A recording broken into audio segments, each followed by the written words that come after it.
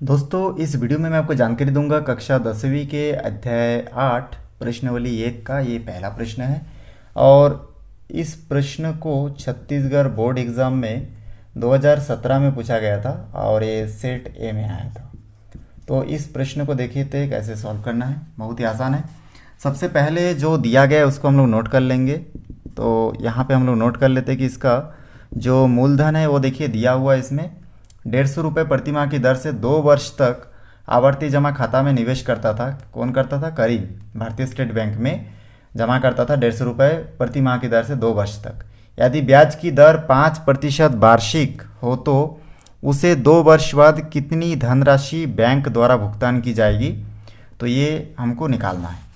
ठीक ना। तो इस प्रकार हम लोग सबसे पहले देखते हैं कि इसमें पी का जो मान है, पी को हम लोग मूलधन बोलते हैं और हिंदी में भी लिख सकते हैं, इंग्लिश में भी लिख सकते हैं। इंग्लिश में ज़्यादा बेटर रहेगा, ज़्यादा ठीक रहेगा। आप चलिए मैं हिंदी इंग्लिश दोनों में लिख के आपको बताता हूँ। जैसे मूलधन को हम लोग इंग्लिश में पी अक्षर से दर्शाते हैं, प्रिंसिपल बोलते हैं इसको। मूलधन कितना है? 150 रुपये है। उसके बाद यहाँ पे आगे लिखा है दर, 2 वर्ष तक आवर्ती जमा खाता में जमा करता है और उसकी जो दर है वो क्या है? दर मतलब इसका रेट क्या है? 5%, परसेंटेज के हिसाब से हमको लिखना है। तो यहाँ पे जो समय है, समय को एन से दर्शाएंगे। ठीक है ना। बहुत जगह टी से दर्शाया जाता है लेकिन यहाँ पे एन से दर्शाया जा रहा है। समय को एन से दर्शाया जा रहा है। और 2 वर्ष, अब हम लोग जानते हैं 1 साल में 12 महीना होता है, तो 2 साल में 2 गुणित 12 मतलब 24 माह होगा।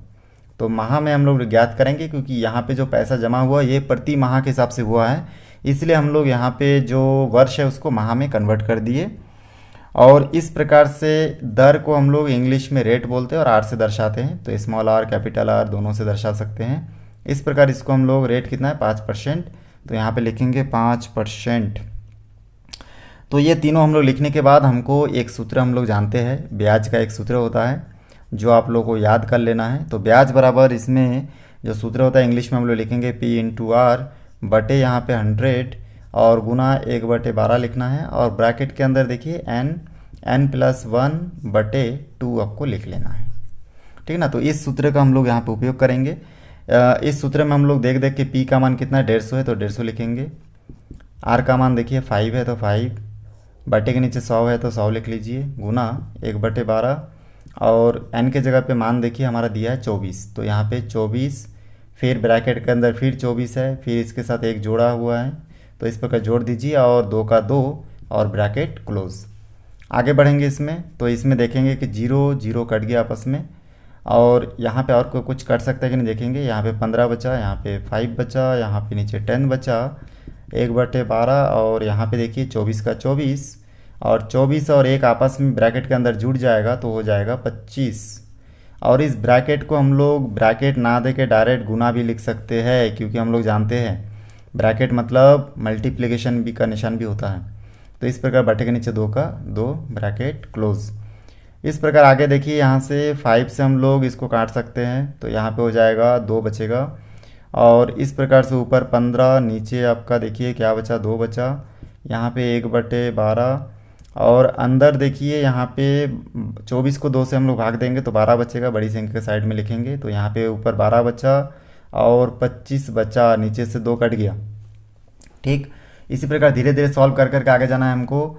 यहाँ पे हम लोग देखते जानते कि ये ब्रैकेट को हम लोग हटा सकते हैं, तो यहाँ पे ब्रैकेट को हटाएंगे तो 15/2 और यहाँ पे गुना 1/12, इस ब्रैकेट को हटाएंगे तो गुना के निशान में चेंज हो जाएगा। यहाँ पे 12 गुणित 25 बचा है और ये ऊपर का 12 और नीचे का 12 आपस में कट गया। तो यहाँ पे देखिए 15 गुना 25 और 2 बचा। ठीक है, जो जो बचा है यहाँ पे लिख लेते हैं। चलिए एक लाइन खींच लेता हूँ और यहाँ पे मैं लिख लेता हूँ 15/2 और 25 बचा है।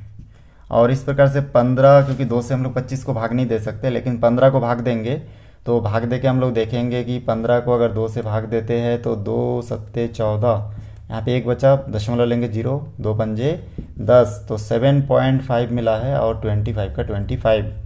75 और 25 को अगर आपस में हम लोग गुना करेंगे तो हमको मिल जाएगा यहाँ से 1875 प्राप्त होगा। लेकिन दोनों में देखिए एक में दशमलव, तो यहाँ पे हम लोग देख रहे हैं कि इसमें एक अंक में दशमलव होने के कारण यहाँ पे हम लोग इसको लिख सकते हैं एक संख्या के बाद, पीछे से एक संख्या के बाद दशमलव, तो हो जाएगा 187.5 मतलब 50 रुपये, ऐसा करके हम लोग लिख सकते हैं। चलिए आगे बढ़ते हैं। इसमें हम लोगों को अब 2 वर्ष बाद कितना धनराशि प्राप्त होगा ये हमको प्राप्त करना है, इसलिए हम लोग यहाँ पे लिखेंगे 2 वर्ष बाद। देखिए 2 वर्ष बाद प्राप्त धनराशि बराबर हम लोग जो सूत्र लिखेंगे वो है किस्तों की राशि, ठीक ना, ब्रैकेट के अंदर लिख सकते हैं किस्त की राशि, या फिर किस्तों की भी लिख सकते हैं। चलिए इसको मिटा देते हैं, किस्त कर देते हैं। तो यहाँ पे लिख सकते हैं हम लोग किस्त की राशि और इसके साथ गुना कर देंगे किस्तों की संख्या, ठीक ना, किस्तों की राशि और किस्त की संख्या और इसके साथ हम लोग क्या करेंगे, ठीक ना, इसके साथ जोड़ देंगे हम लोग ब्याज को, तो प्लस ब्याज। तो इसके साइड में प्लस देके ब्याज जगह नहीं तो मैं नीचे लिख दिया, आप साइड में लिख सकते हैं। चलिए इन सभी को हम लोग लिख लेते हैं लाइन से।